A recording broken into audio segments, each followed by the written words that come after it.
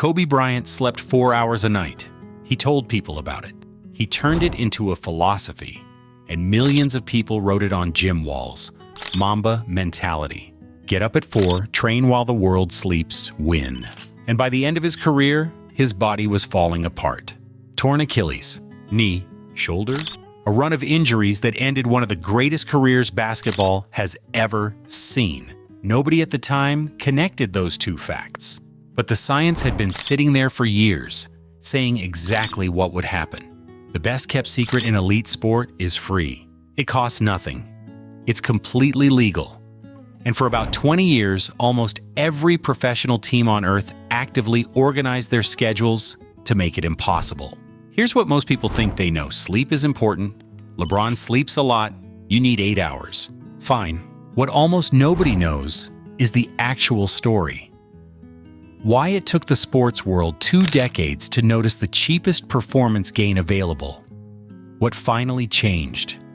And where the science gets stretched further than it should. Start in 1998. A man named Nick Littlehales picks up the phone and calls Manchester United. He isn't a doctor. He isn't a sports scientist. He becomes the first sports-specific sleep coach in the world. And he starts doing something nobody in football had ever thought to do. Looking at where the players actually slept. The beds, the pillows, the rooms. Now think about what that means. In 1998, at one of the biggest clubs on the planet, the person paying attention to whether the athletes were sleeping was a guy who had to call them. And here's the part that should stop you.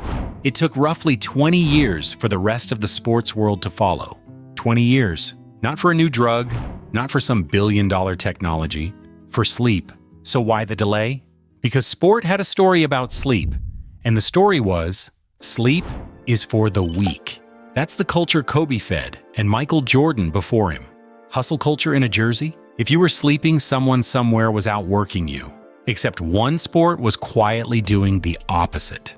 British cycling, under a philosophy you've probably heard of. Marginal gains. The idea that 100 tiny 1% improvements add up to a win. Everyone knows the phrase. Almost nobody knows what was in it. They brought their own mattresses and their own pillows to every single race. Their own beds transported across Europe because a rider sleeping on a strange hotel mattress is a rider recovering slightly less well. 5 Tour de France titles in 10 years. And the rest of professional sport looked at that and kept doing nothing. Meanwhile, the evidence was piling up. In 2011, a Stanford researcher named Sherry Ma took 11 college basketball players and had them sleep 10 hours a night for 5 to 7 weeks. Their sprint times dropped from 16.2 seconds to 15.5. Free throw accuracy went up 9%. Three-point accuracy up 9.2%. 9%. In a sport where 9% is the difference between a role player and a starter, and between a starter and a max contract. All from going to bed. That study has been cited 181 times. It is the foundation under almost every popular claim you've ever heard about sleep and athletic performance. Hold on to that. We're coming back to it.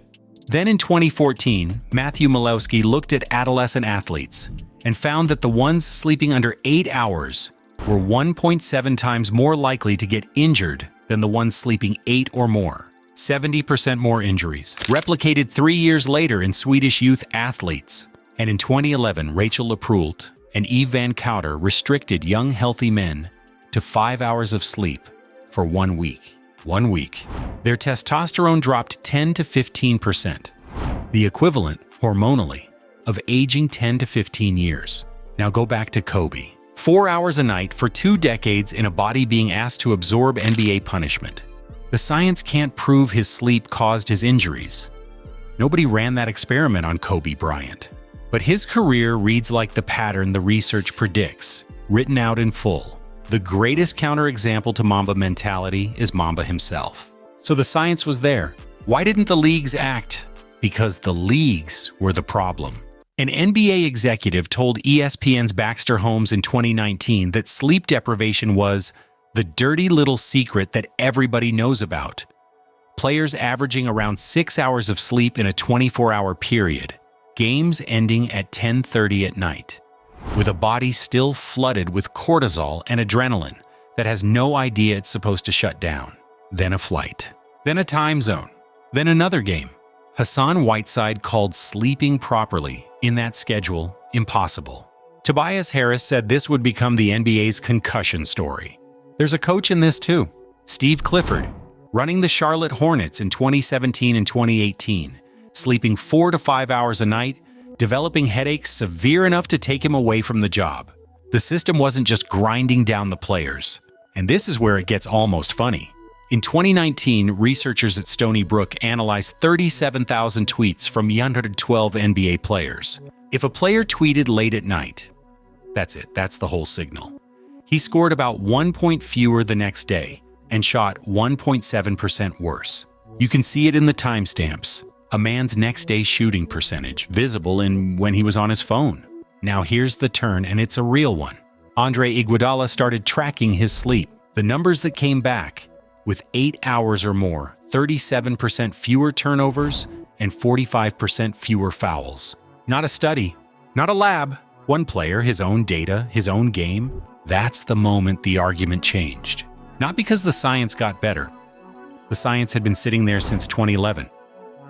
But because a player could finally see it in his own numbers. And then it moved fast. The IOC issued its first position statement on sleep in 2019. The NCAA the same year. The NBA started cutting back-to-backs from 16.3 per team down to 12.4. LeBron James built a protocol around it. 8 to 9 hours at night, naps up to 2.5 hours, temperature control, the Calm app. Tom Brady in bed at 8:30, 9 hours a night, 23 NFL seasons. Sleep stopped being weakness. It became equipment. Look at the Tour de France now.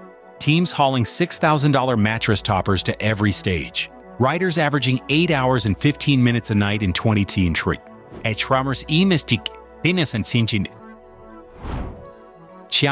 Teams competing over hotel parking spots because the bus placement affects the sleep. It's the same idea Littlehales called Manchester United about in 1998, except now it's the most controlled variable in the race. Two sports, same era, one built a laboratory, one built a vampire league, and a market appeared out of nowhere. Athlete sleep technology, over $1 billion in 2020. Sleep coaching services, $2.8 billion in 2024, projected to hit $5.8 billion by 2033. Sleep trackers, nearly $31 billion in 2026, on their way to almost $60 billion by 2035. 8 Sleep Hoop Ura. Sleep as a luxury brand. Which brings us to the last thing, and the part almost nobody says out loud. The story went too far. Remember those 11 basketball players? 11. No control group, no blinding. 5 to 7 weeks in which the athletes were also, training. It's a pilot study, and it's the cornerstone of a global movement. The injury finding, 1.7 times the risk, is observational, and its confidence interval touches 1.0. Real, but most. The testosterone study wasn't athletes, and 5 hours is more extreme than most professionals ever face. And a 2021 expert review of sleep extension in athletes landed on a phrase you rarely see in a headline: limited evidence. Then there's Matthew Walker, whose 2017 book, Why We Sleep, did more than anything else to put sleep in the conversation. In 2019, Alexi Guzzi documented that Walker claimed the WHO had declared a sleep epidemic. It never did. That sleeping under 6 hours doubles your cancer risk. A meta-analysis of 65 studies found no such association. That shorter sleep means a shorter life. The real relationship is U-shaped, with the lowest mortality around 7 hours. Walker has never substantively answered the specific criticisms, so the honest picture is messier than either story. Sleep is not magic, and one bad night will not destroy you. Maximal strength barely moves after a single night of poor sleep. But chronic deprivation wrecking your cognition, your reaction time, your decision-making. That one is settled across dozens of meta-analyses. And a 2025 meta-analysis of 45 studies found the biggest hits weren't in raw strength at all. They were in motor control and endurance. The fine stuff. The skill. Which means Kobe was probably right that he could outwork everyone. and wrong about what it cost 20 years of the best athletes on Earth chasing every legal advantage available. Supplements, altitude tents, cryotherapy, marginal gains measured in fractions of a percent. While the biggest one was sitting there the whole time. Free, legal, available to everyone watching this tonight. The best kept secret in sport was never a secret. It was just a bed